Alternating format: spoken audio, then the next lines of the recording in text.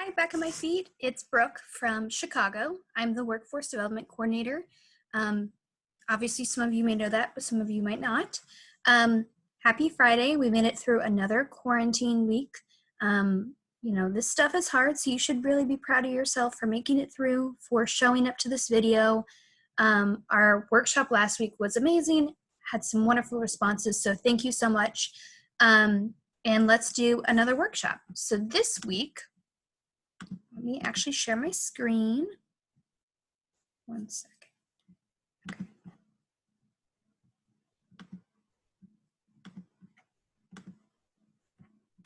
Okay. So today's workshop is going to be about the interview process. So I know a lot of places aren't hiring.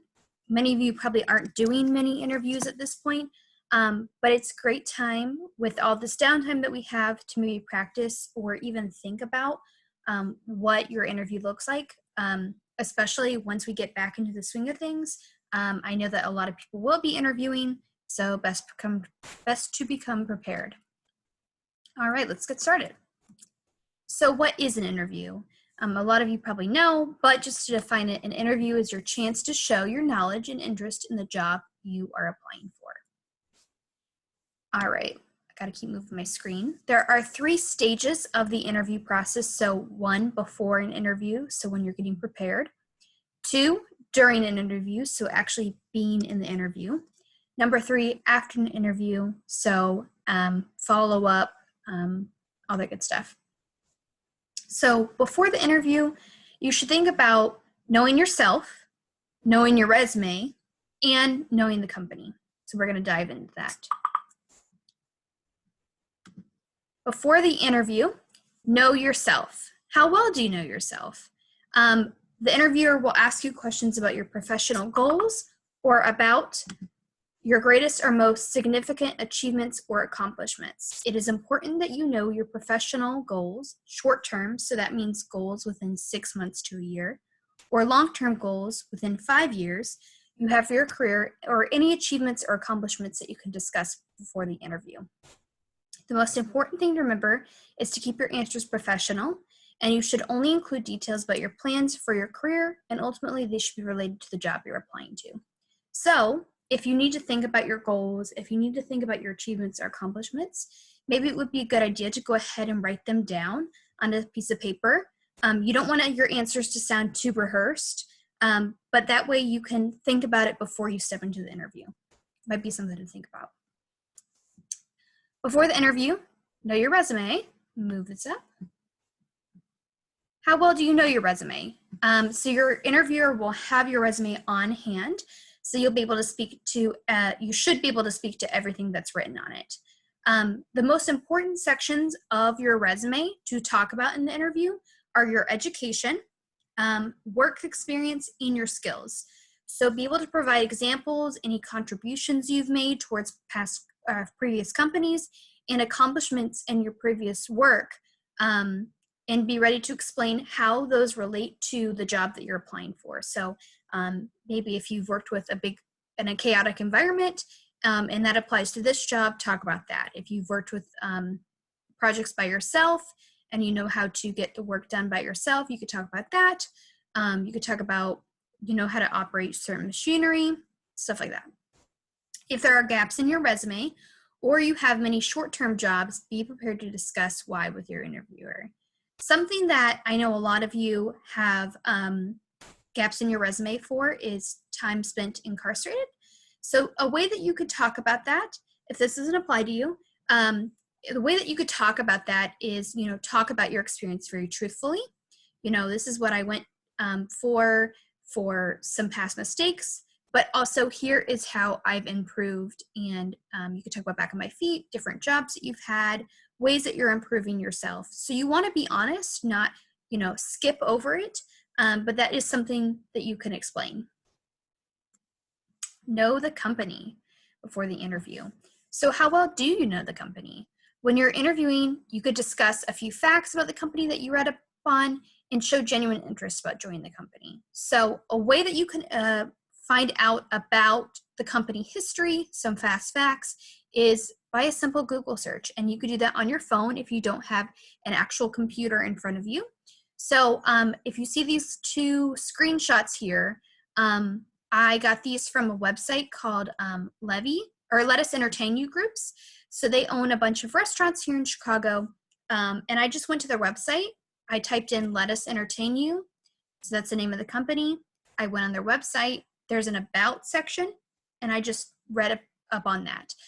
So I suggest you do that for every single job that you're applying for, whether it be Jewel Osco, Whole Foods, Coca-Cola, FedEx, UPS. It's good to know about the company, and you can reference that in your interview as well. So during an interview, you want to greet your interviewer, ask questions, observe body language, and end the interview. We're going to go into that in the next slide. So greeting your interviewer, when you come in, you need to show confidence, maybe stand up straight, look them in the eye, greet with a firm handshake. Remember that you're qualified and you were chosen among applicants for an interview. So you were chosen to be there. You deserve to be there. Show them why you deserve to be there. During an interview, you want to answer questions. Sounds simple, but don't ramble on. Keep your answers brief and related to the question, and keep them always professional. So don't include personal information that you might regret revealing. If you don't understand a question, don't be afraid to ask the interviewer to clarify. Observe body language of the interviewer and follow their lead. Demonstrate professional body language, such as good posture, eye contact, nod to demonstrate active listening. Be sure to smile. So, you don't want to be slumped over in your seat or just kind of chilling out. You need to sit up straight, look them in the eye, and then nod when they're talking to you.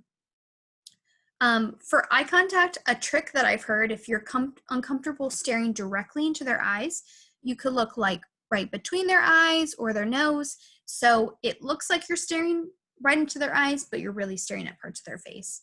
That could be a little trick. In the interview, summarize how you can meet the needs of the company, that you're a hard worker, that you get the job done, that you have plenty of experience. Summarize why you're qualified. Questions to ask and to not ask during an interview. Questions about your person. You can ask questions about your personal and professional concerns. What have past employees done to succeed in this position? What are some challenges of the role? And what are the most important skills needed to excel in the position? Some questions not to ask. Can I change the job details or the schedule? Salary and benefit related questions. Any questions already answered in the job description, or any questions already answered during the interview. If you ask questions already answered during the interview, it makes it sound like you haven't been listening during the process.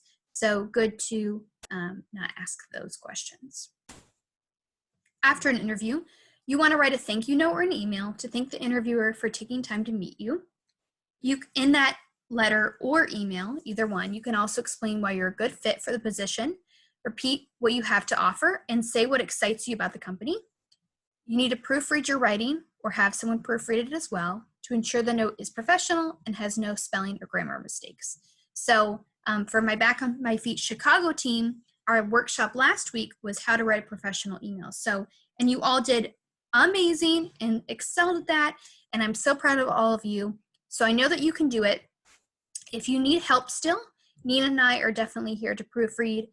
If you're watching this and you're from another city, I know that the staff in your city would be super happy to help and proofread it as well. So if you need to look at that workshop about a professional email, let me know, and one of us can send it to you. You can also, after an interview, take notes of what worked and didn't work during the interview. This will help determine your interviewing strengths and weaknesses. All right, so after the interview, you did get an offer versus you didn't get an offer. So you didn't get an offer, that's okay. Keep looking for other positions and follow the interview tips here. So use it as a learning experience. And the job seeking journey is almost like a full-time job. I know a lot of you know that by going in the office hours with me. You come in every Tuesday and Thursday, stay for a couple hours. It's a while. And then tailor your resume for each job you apply to. Network with other people. I know a lot of Back on My Feet members know someone who works somewhere or know someone who owns a company, that's great. Keep networking and prepare for future interviews. Eventually, interviews will get easier and you'll find a position. All right, so you did get an offer.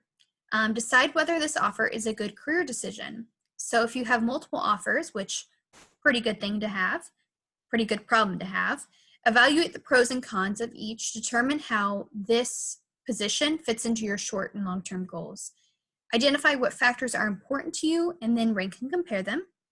Don't settle for second best. If you need to, talk to a mentor for advice before making any decisions. So definitely that could be Nina or I, that could be your pastor, that could be a friend, that could be a sponsor, that could be very helpful. If you've decided that you want to decline the offer, you need to call your primary contact to inform them of your decision. Be honest and firm with your reasoning. After a company makes a decision, like we said, inform your primary contact and current employer, if need be, of your decision to accept or decline the offer. Don't keep interviewing at different companies. Once you accept an offer, you should not keep interviewing, and do finish all paperwork in a timely manner. I know I've helped a lot of you with the paperwork, which includes like tax forms and orientation forms. I'm happy to help if you get those paperworks and you're like, I have no idea what to do with it. I can help. So common mistakes during an interview is sharing too much about your personal life. So if you have a gap or you're in your work history, give a reason rather than giving details. So you want to be truthful. Like we had talked about before in this video, if it's for something like incarceration, you want to be honest. It's going to be on your record anyways, so they're going to see it. But you also, want to just leave it at, I went to prison for this, for some mistakes. Here's how I've been bettering myself, and kind of leave it at that. Another common mistake is not knowing who you are interviewing with or what company. So during a job search, you may send dozens of emails. It can be easy to forget which person you communicated with. Before you're in an interview, ensure who you are meeting with in the company. I do have to say this is a problem among some members, not knowing where you're interviewing, not knowing the name of the person. So when you get the notice of interviewing, you might want to write that person's name down, the company. Also, when you're applying to jobs, what I like to do with the members that I work with is I like to write down every job that we apply for. So that means the name of the position, the company, what date you applied for, so that you can remember. Especially if you're sending applications on Indeed, it can be a lot. You can send an application very quickly. The numbers could get very high. So make sure that you're keeping detailed records of this. And if you didn't get that person's name, maybe even call them back before the interview, because you don't want to show up at the interview not knowing the person who you're interviewing with or the name of the company. Another common mistake is being unsure what the company does. So your interview prep should include researching the company, know what the company does, and how your role fits into the company. Like I said, that could be a simple Google search. So if you don't know what UPS does, if you don't know what Great Lakes Coca-Cola does, if you don't know what this restaurant does, simply Google search them. Most of these places have a website. If it doesn't have a website, let me know and we can try to research together. Don't go off on a tangent in the interview. Be concise, be short in your answers, and directly highlight the most important parts. You don't need to provide every single detail. Another common mistake is not being confident. So you have a lot of great things to offer this company. And like we said, you were chosen to be there in this interview. Show your confidence in your body language, stand up straight, look them in the eye, and the way you answer questions. Be confident in that as well. Another common mistake is being surprised by a question.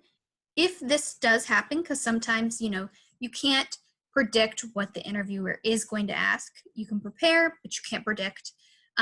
Pause briefly to collect your thoughts and answer as best as you can. Communicating your answer with confidence is more important than the content of the message. All right, some tips for success. Speak, dress, and act in a way that reflects you at your best. So how you present yourself and how you communicate is extremely important. So we had talked about body language, standing up straight, but also professional attire. Please make sure that you have good hygiene before you go. You're wearing your best clothes. If that includes ironing, you need to do it. This is an important interview and you want to seal the deal, so look as best as you can. Rehearse any answers to common interview questions. So practice answering common questions so you're more concise and confident when answering. So on the next slide, we'll talk about some common questions that they asked during an interview, and I would recommend pausing the video on the next slide and writing them down. So next time you have an interview, you can practice with those questions. Another tip for success is to provide relevant examples. As you prepare for an interview, you can print or even write down the job description and qualifications, and think about the times that you demonstrated that skill. If you're in the office with me, that is something we can print out very easily. If you're on your phone, if you know how to take a screenshot of the job description, that could be a really great idea too. If you don't know how to do that, write it down on a notebook or a piece of paper. And then when you're preparing for your interview, you can talk about how you can fit into those job descriptions and qualifications. Another tip is be prepared to think on your feet. You may be asked a question that surprises you. Don't get frustrated, but rather pause briefly to gather your thoughts and respond with confidence. Keep in touch after an interview. Take time to write a thank you note or an email to the interviewer and share your interest in the position. So like I said, last week's workshop was all about how to write a professional email. Many of you are pros now because you did such an amazing job. But if you still need help with that, reach out and I'd be happy to help. One big thing is bringing extra copies of your resume. So bring copies of your resume to the interviewer or interviewers and use as a reference during your interview. So I know that a lot of applications, in fact, probably all applications, want you to attach your email or put in your work history, but that is simply not enough. You need to bring several copies. I would say maybe 1 to 3 copies of your resume, your cover letter. If you have certifications like ServSafe or a forklift certification, you need to bring those as well. Don't just assume that they have the resume because it was attached to your application or to your email to them. It always looks best to go ahead and bring extra copies because they might not have brought it. They might be counting on you to bring your resume. So make sure that you bring that. I know that we can print off copies in the office. With this quarantine, we obviously can't do that in the office. Maybe ask one of your facilities if they can print that off for you, during this time that we're not together. So some common questions, like I had mentioned before, such as tell me about yourself, why you're interested in this job, what kind of position you're looking for, are you familiar with the company, why are you interested in working here, what's your experience related to this position, how are you a good fit for this position, what are your career goals, where do you see yourself in 5 years, what are your strengths, and what are your weaknesses. So like I said, this is great even now when you might not even have an interview. This is great to write down in a notebook, on notes on your phone. You could take a screenshot of it if you know how to. This is something to already be thinking about because these are some common questions and you need to know how to answer them. All right, so make a good first impression by wearing some business attire, like I said, good hygiene, wear your nice shirt, nice pair of pants, nice pair of shoes, greet your interviewer with a firm handshake, and introduce yourself, demonstrate confidence, and use eye contact and smiling. So answering questions, you need to listen to the question carefully. I know it can be nerve-wracking. You have a million things going on in your mind during an interview, but listen carefully, ask for clarification to the question if needed. Be prepared to share examples. So the time that you helped the company do this or that you stepped up to the plate in your old job, those are some great examples that you can share during your interview. Answer concisely. We don't need a whole paragraph, your interviewer doesn't need a whole story of something, make sure that you keep it short and concise, but also get to the point. Don't share your personal life. Keep the answers as professional as possible. And ask thoughtful questions to the interviewer. What do you like most about working here? What has been, a great experience working at this job? Things like that. At the end of the interview, make sure that you thank the interviewer for taking the time to meet with you. They must have busy schedules, and they're taking time out of their day to spend time with you to give you this opportunity. Here is a really big one that I can't stress enough. Ask for a business card or for their email address. I know I've talked to a lot of members after an interview, asking who they interviewed with, if they have their contact information, and a lot of the times the answer is no. So if you get their business card, most people have business cards with them wherever they go. Email address, they can give that to you. You could write it down. Even their phone number would be okay. So that way you can contact the interviewer. That is so important, and it's so thoughtful as well, to send a thank you note to someone for taking time to meet with you and for considering you for the opportunity. Like I said, send a thank you note or an email, get their business card and email before you leave. That is a big mistake that I see a lot of people making, and it really goes in the extra mile, and they will see that and think, wow, like this person took time out of their day to thank me for this. And I just think that it's like the cherry on top. All right, so couldn't be Workshop Friday without some homework.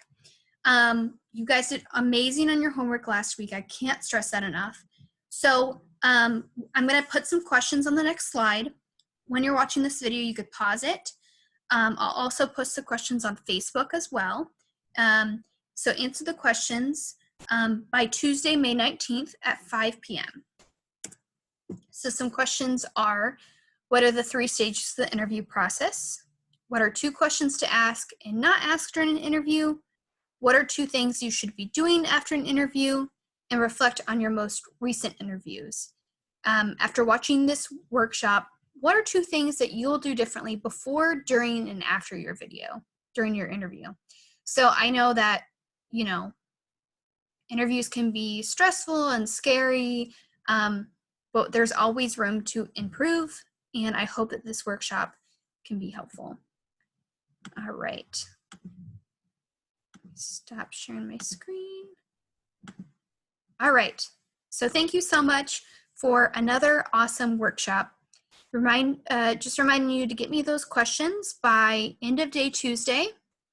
I hope this was helpful. I hope you learned something.